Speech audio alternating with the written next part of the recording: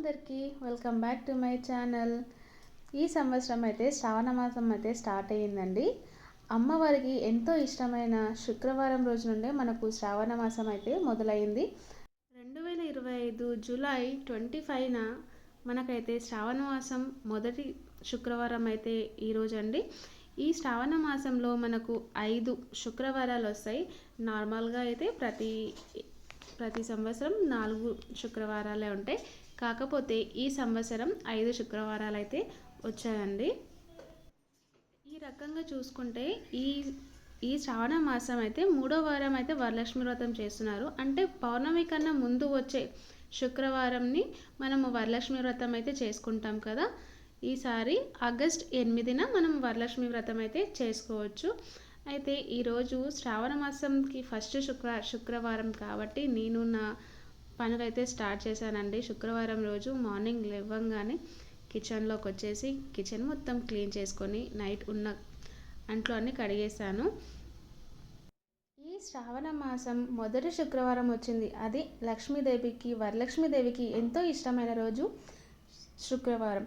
అంటే అసలు శ్రావణ మాసం మొదలయ్యిందే శుక్రవారంతో కాబట్టి మనకు ఎంతో అదృష్టం అండి. అంటే మనము ఆ లక్ష్మీదేవిని మన ఇంటికి శుక్రవారం రోజే, ఈ శ్రావణ మాసంలో మొదటి శుక్రవారం రోజే మనము ఆ లక్ష్మీ అమ్మవారిని, ఆ వరలక్ష్మి అమ్మవారిని మనం ఇంట్లోకి ఆహ్వానించాలండి.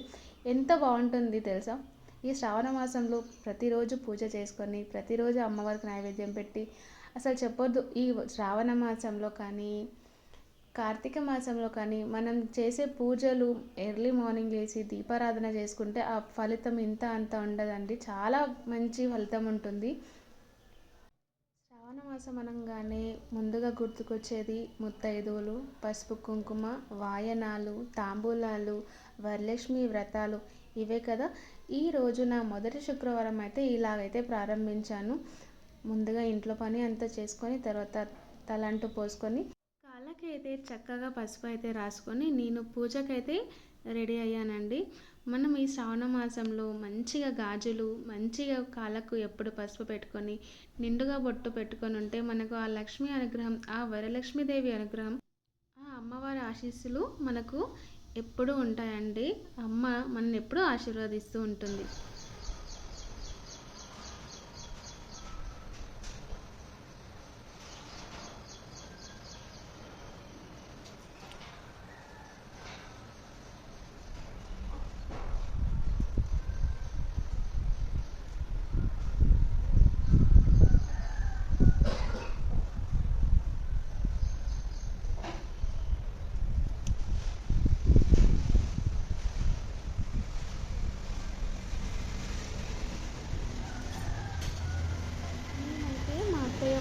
ఇప్పటినుండి మా అత్తయ్య వాళ్ళు కూడా శ్రావణ మాసం చాలా బాగా పాటించేవాళ్ళంట.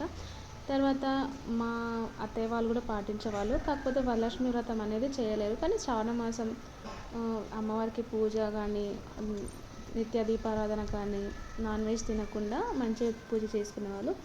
ఇప్పుడు నేను మా తోటి కోడలు కానీ మేము వరలక్ష్మి వ్రతం అయితే మేము చేస్తున్నామండి. అంటే నేను ఈ ఇయర్తో కలిపి 3 ఇయర్స్ అవుతుంది. అంతకన్నా ముందు ఇయర్స్లలో నేను ముత్తైదులకి ఇంటికి సెకండ్ శుక్రవారం, అదే మనం పున్నంకు ముందు వచ్చే శుక్రవారం వరలక్ష్మి వ్రతం చేసుకునే రోజే ముత్తైదులను పిలిచి వాయనాలు అయితే ఇచ్చేదాన్ని. తర్వాత ఇంకా వరలక్ష్మి వ్రతం అయితే స్టార్ట్ చేశాను. ఈ ఇయర్ 3rd ఇయర్. అప్పటి నుండి అయితే నేను వరలక్ష్మి వ్రతం చేసి నైవేద్యాలు అమ్మవారికి ఇష్టమైన 5 రకాల నైవేద్యాలు చేసి ఆ అమ్మవారిని చక్కగా అలంకరించి, నేను అయితే ఈ లాస్ట్ 2 ఇయర్స్ అయితే బ్లౌజ్ పీసులతో అయితే అమ్మవారిని అయితే అలంకరించాను. అంటే అంతకుముందు లాస్ట్ ఇయర్ అయితే యూట్యూబ్ ఛానల్ స్టార్ట్ చేశాను. జస్ట్ షార్ట్ వీడియోస్ పెట్టాను, లాంగ్ వీడియోస్ పెట్టలేదు వరలక్ష్మి వ్రతంది. అలాగే లాంగ్ వీడియోస్ నేను లాస్ట్ ఇయర్ నుండి అయితే స్టార్ట్ చేయలేదు, ఇప్పటి నుండే స్టార్ట్ చేస్తున్నా. ఇంతకుముందు అన్ని షార్ట్స్ వీడియోలే పెడుతుంటే ఇప్పుడైతే లాంగ్ వీడియోలు పెడదాం, నేను శ్రావణ మాసంలో చేసేది అన్నీ లాంగ్ వీడియోస్ లాగా పెడదామని వీడియోస్ అయితే తీస్తున్నానండి. నాకు ఈ 2 ఇయర్స్ ఇంతకుముందు 2 ఇయర్స్ చేశాను కదా వరలక్ష్మి వ్రతం, చాలా బాగా అనిపించింది. మనం మనము భక్తి శ్రద్ధలతో అమ్మవారిని ఏది కోరుకున్నా ఏది చేసినా అమ్మవారు ఖచ్చితంగా తీరుస్తారు. వెంబడ తీర్చకపోయినా కొంచెం అయితే టైం అయితే పడుతుంది. చాలా మంచిగా అనిపిస్తుంది. మనం ఏది చేసినా కొంచెం పద్ధతిగా పాటిస్తే మనకు ఖచ్చితంగా దాని రిజల్ట్ అయితే కొంచెం తొందరగా కాకపోయినా కొంచెం ఆలస్యంగా అయినా మంచి రిజల్టే ఉంటుంది. నాకైతే అదొక్కటి అర్థమైంది. సో ఈ నా మొదటి శుక్రవారం అయితే ఇలా స్టార్ట్ అయిందండి.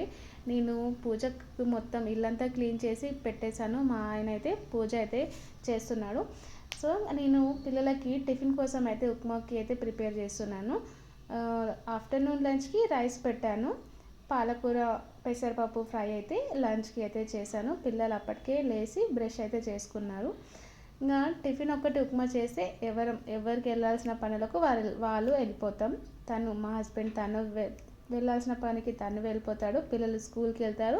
నా పనికి నేను వెళ్తాను. అలాగా ఈ మొదటి శుక్రవారం అయితే మార్నింగ్ 8 లోపు ఇన్ని పనులు అయితే జరిగాయి. ఇన్ని పనులు అయితే చేసుకున్నాను. చూస్తున్నారు కదా, మా హస్బెండ్ అయితే పూజ చేశాడు ప్రశాంతంగా. చాలా నీట్గా చేశాడు.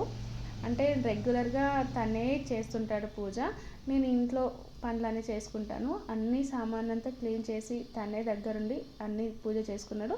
ఇక్కడ నైవేద్యం ఏమీ లేనందుకు నేను బెల్లం ముక్క అయితే ఇచ్చాను. బెల్లం ముక్క దేవుడికి నైవేద్యంగా పెట్టాడు. తర్వాత పిల్లలకి లంచ్కి బాక్స్ అయితే పెడుతున్నానండి. ఇంకా స్కూల్కి టైం అవుతుంది కదా, సో పిల్లలకి బాక్స్లు పెట్టానంటే ఇంకా వాళ్ళు కూడా స్కూల్కి వెళ్ళిపోతారు. ఇది నా మొదటి శుక్రవారం రోజు మార్నింగ్ 5 to 8 లోపు జరిగిన పనులన్నీ వీడియో తీసి అయితే పెట్టాను. వీడియో ఎలాగుందో ఖచ్చితంగా కామెంట్ చేయండి. వీడియో లైక్ చేయండి, షేర్ చేయండి. నా ఛానల్ని కొంచెం సపోర్ట్ చేయండి. ఇంత లాంగ్ వీడియో తీసున్నాను అంటే ఏదో ఒక చిన్న మ్యాటర్ ఉంటుంది కదా, సో ఖచ్చితంగా సపోర్ట్ చేస్తారని అనుకుంటున్నాను. Thank you for watching. అందరికీ శ్రావణ మాస శుభాకాంక్షలు.